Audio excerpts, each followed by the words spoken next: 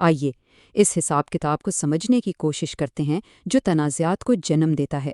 یہ ایک ایسا تجزیہ ہے جو جذبات سے بالا تر ہو کر خالصتاً حکمت عملی کی بنیاد پر کیا جاتا ہے۔ سمجھ لیجئے کہ یہ ایک اعلیٰ سطحی اسٹریٹجک بریفنگ ہے۔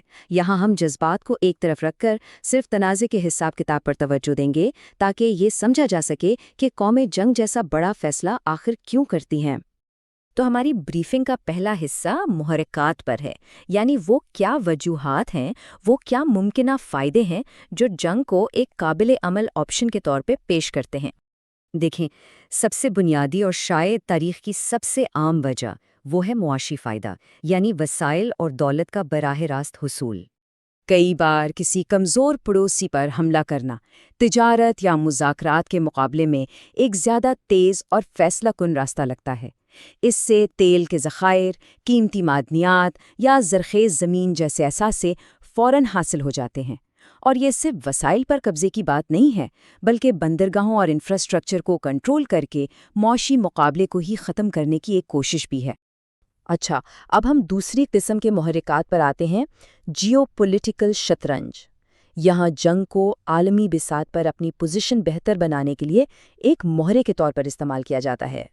دنیا کے نقشے پر کچھ جگہیں ایسی ہوتی ہیں جو عالمی طاقت کے لیے شاہراہ کی حیثیت رکھتی ہیں۔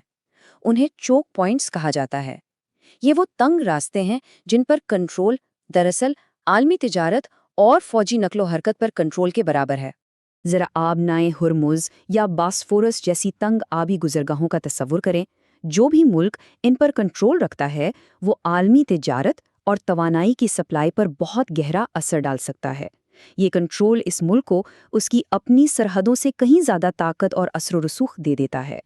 اس کے علاوہ بھی کچھ اور اہم جیو پولیٹیکل وجوہات ہیں، جیسے ایک ملک اپنی سرحدوں کو محفوظ بنانے کے لیے بفر زون بنا سکتا ہے تاکہ دشمن اس کے اہم علاقوں سے دور رہے، یا وہ کسی ابھرتے ہوئے حریف کو مستقبل کا خطرہ سمجھ کر طاقتور ہونے سے پہلے ہی کمزور کر سکتا ہے۔ اور ہاں، کبھی کبھی سرحد پار ہم نسل یا ہم مذہب لوگوں کو متحد کرنے کے نظریے کے تحت بھی جنگ شروع کی جاتی ہے۔ اب ہم اپنا رخ ایک بالکل مختلف سمت میں موڑتے ہیں، یعنی اندرونی سیاست کی طرف۔ یہ سمجھنا بہت ضروری ہے کہ کبھی کبھی جنگ کی وجہ کا دشمن سے کوئی تعلق نہیں ہوتا، بلکہ سب کچھ حملہ آور کی اپنی داخلی سیاست سے جڑا ہوتا ہے۔ یہ ایک کلاسیکی سیاسی چال ہے۔ جب کوئی حکومت اندرونی مسائل جیسے معاشی بدحالی یا عوامی احتجاج سے دوچار ہو تو وہ عوام کی توجہ ہٹانے اور انہیں ایک پرچم تلے متحد کرنے کے لیے ایک بیرونی دشمن کے خلاف جنگ کو ایک بہت مؤثر حکمت عملی سمجھ سکتی ہے۔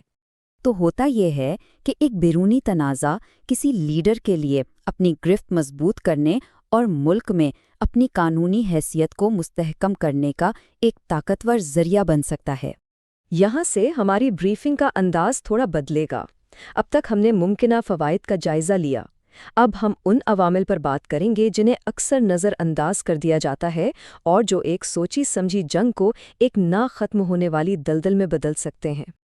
دیکھیں، حملہ آور سوچتا ہے کہ ایک روایتی جنگ ہوگی، فوجیں آمنے سامنے ہوں گی، لیکن اکثر حقیقت کچھ اور ہوتی ہے۔ اسے غیر متناسب جنگ کا سامنا کرنا پڑتا ہے جہاں جنگ کے روایتی اصول کام نہیں کرتے۔ ایک کمزور فریق گوریلا حملوں اور شورش کے ذریعے مضبوط طاقت کو ایک ایسی لمبی اور مہنگی جنگ میں الجھا دیتا ہے جو اس کے حوصلے پست کر دیتی ہے۔ اور یہاں ہمیں ایک لمحے کے لیے اس حسابی کتاب کو بند کرنا ہوگا، کیونکہ جب ہم خطرات کی بات کرتے ہیں تو ہم صرف اعداد و شمار کی بات نہیں کر رہے، ہم انسانی مصائب کی بات کر رہے ہیں۔ یہ ایک اخلاقی بوجھ ہے جسے کسی بھی فائدہ نقصان کے تجزیے میں نظر انداز نہیں کیا جا سکتا۔ چلیں بریفنگ پر واپس آتے ہیں۔ ایک بہت بڑا خطرہ بین الاقوامی برادری کا رد عمل ہے۔ عالمی تنہائی، سخت اقتصادی پابندیاں اور یہاں تک کہ دفاع کرنے والے ملک کو فوجی امداد، یہ سب مل کر جنگ سے حاصل ہونے والے کسی بھی فائدے کو مکمل طور پر ختم کر سکتے ہیں۔ اکثر یہ سمجھا جاتا ہے کہ جنگ جیتنا ہی سب کچھ ہے، لیکن وہ تو کہانی کا صرف پہلا حصہ ہے۔ اصل چیلنج تو اس کے بعد شروع ہوتا ہے، یعنی امن جیتنا۔ ایک تباہال ملک پر قبضہ کرنا، اس کا انتظام چلانا اور ایک مخالف آبادی کی تعمیر نو کرنا ایک انتہائی مہنگا اور طویل کام ہے جو کئی دہائیوں تک جاری رہ سکتا ہے۔ اسے ٹار بیبی اثر کہتے ہیں۔ یہ ایک ایسی کہانی سے لیا گیا ہے جہاں ایک کردار ایک چپچپی چیز میں پھنس جاتا ہے۔ بالکل اسی طرح حملہ آور ایک ایسی دلدل میں پھنس جاتا ہے جہاں سے نکلنا ناممکن ہو جاتا ہے۔ جنگ نہ جیتی جا سکتی ہے، نہ چھوڑی جا سکتی ہے، اور یہ ملک کے وسائل اور جانوں کو مسلسل نگلتی رہتی ہے۔ تو ان تمام محرکات اور خطرات کو سامنے رکھتے ہوئے حتمی حساب کتاب کیا بنتا ہے؟ آئیے پوری بریفنگ کا خلاصہ کریں اور ایک وسیع تر نقطہ نظر سے اس کو دیکھیں۔ سچ تو یہ ہے کہ جنگ کی اصل قیمت کا حساب لگانا تقریباً ناممکن ہے۔ اس کے اثرات صرف میدان جنگ تک محدود نہیں رہتے، بلکہ نسلوں، معیشتوں اور پوری انسانیت پر پڑتے ہیں، جو اکثر اصل تنازع سے کہیں زیادہ دیر تک قائم رہتے ہیں۔